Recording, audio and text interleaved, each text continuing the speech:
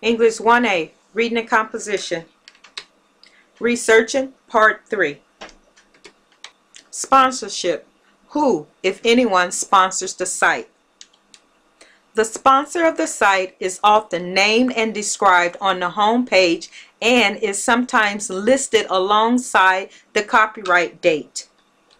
What does the URL tell you?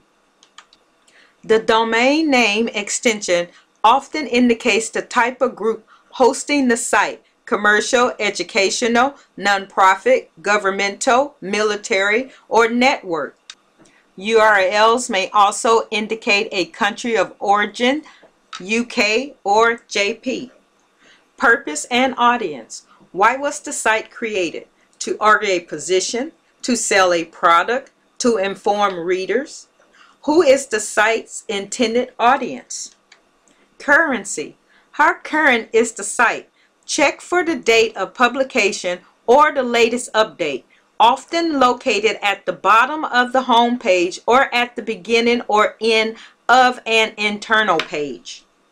How current are the site's links? If many of the links no longer work, the site may be too dated for your purposes. Access web sources with special care. Before using a web source in your paper, make sure you know who created the material and for what purpose. Many sophisticated looking sites contain questionable information. Even a well-designed hate site may at first appear unbiased.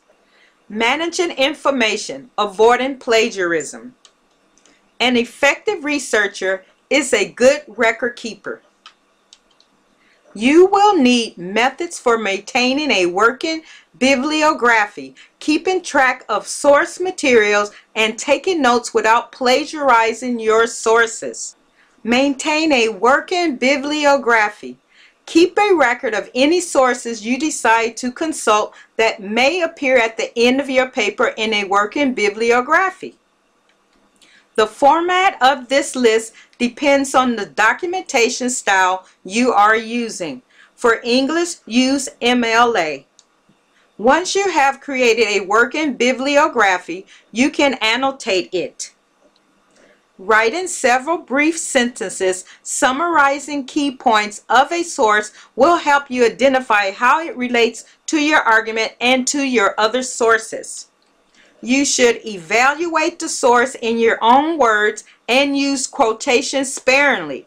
Clarifying the source's ideas at this stage will help you separate them from your own and avoid plagiarizing them later. Keep track of source materials. Save a copy of each source.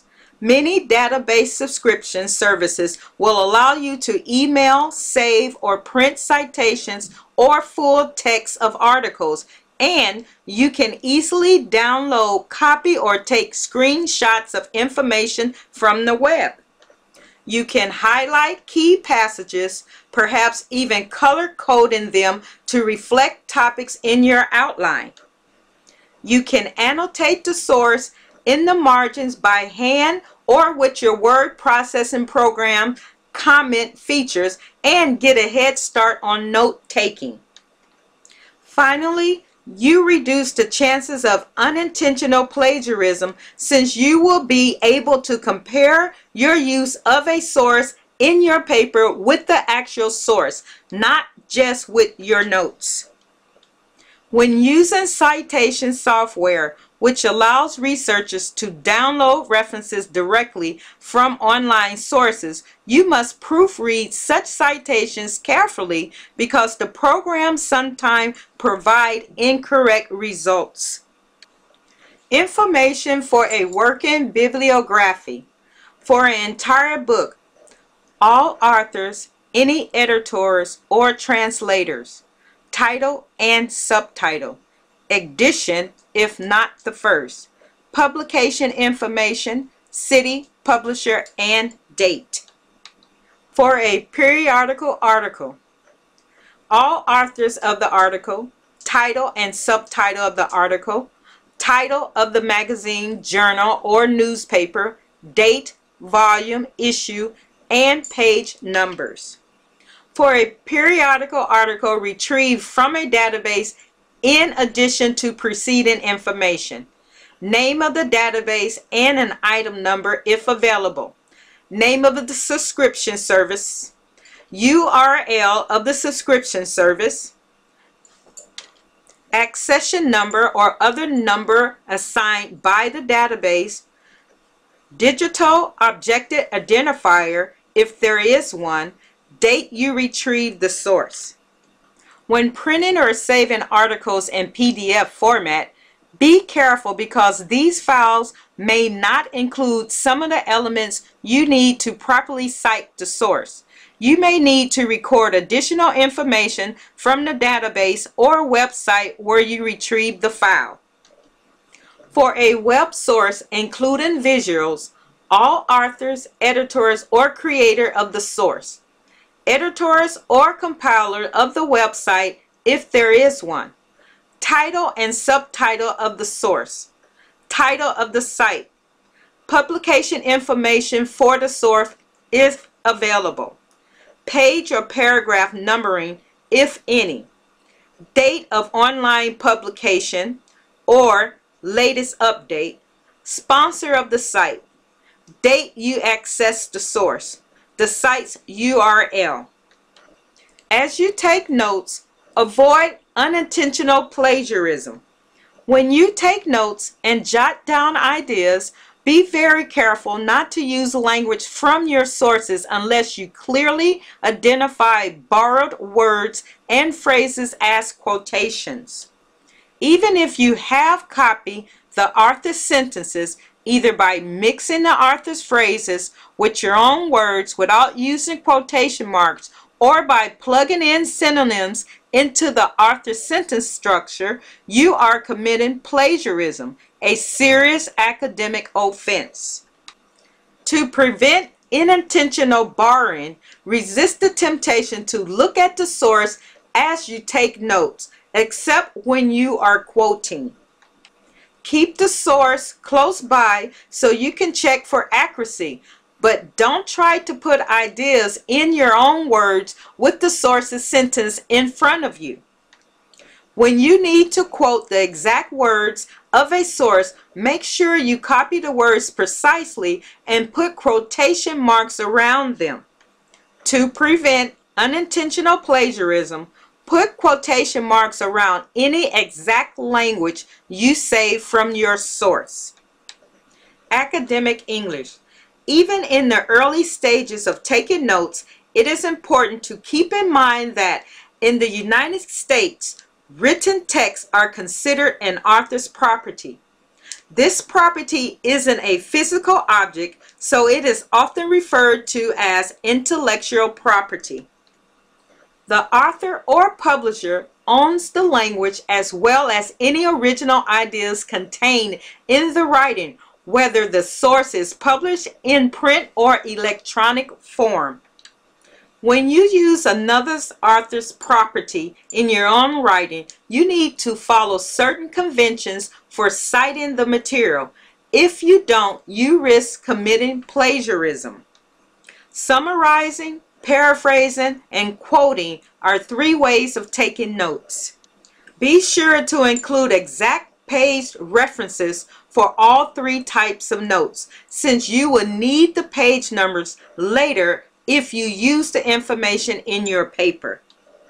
Summarizing without plagiarism. A summary condenses information, perhaps reducing a chapter to a short paragraph or a paragraph to a single sentence. A summary should be written in your own words. If you use phrases from the source, put them in quotation marks. Paraphrasing without plagiarizing. Like a summary, a paraphrase is written in your own words, but whereas a summary reports significant information in fewer words than the source, a paraphrase retells the information in roughly the same number of words. If you retain occasional choice phrases from the source, use quotation marks so that later you will know which phrases are not your own.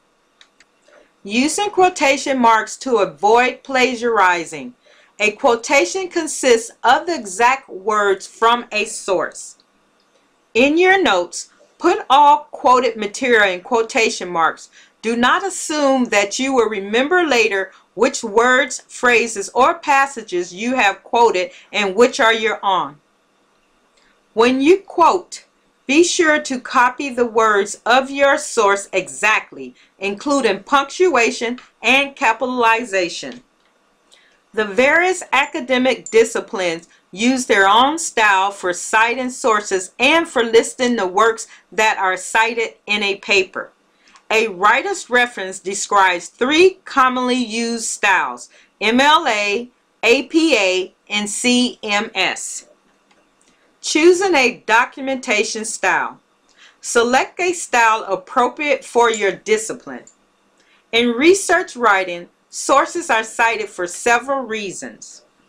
First, it is important to acknowledge the contributions of others. If you fail to credit sources properly, you commit plagiarism, a serious academic offense. Second, by choosing appropriate sources, you will add credibility to your work. In a sense, you are calling on authorities to serve as expert witnesses. The more care you have taken in choosing reliable sources, the stronger your argument will be. Finally, and most importantly, you are engaging in a scholarly conversation. When you cite your sources, you show readers where they can pursue your topic in greater depth. All of the academic disciplines cite sources for these same reasons. However, the different styles for citing sources are based on the value and intellectual goal of scholars in different disciplines. MLA and APA in-text citation. MLA style and APA style both use citations in the text of the paper that refer to a list of works at the end of the paper. The systems work somewhat differently, however, because MLA style was created for scholars in English, composition, and literature, and APA style was created for researchers in the social sciences. While MLA and APA styles work in a similar way, some basic disciplinary differences show up in these key elements. MLA style gives the author's full name when it is first mentioned. This approach emphasizes authorship and interpretation. APA style, which uses only the last name of authors, gives a date after the author's name. This approach reflects the social scientist's concern with the currency of research. MLA style places the date in the works cited list but omits it in the text. While currency is important, what someone has to say a century ago may be as significant as the latest contribution to the field. Both styles include page numbers for quotations. MLA style requires page numbers for summaries and paraphrases as well. With a page number, readers can easily find the original passage that has been summarized or paraphrased. This is the end of researching part 3.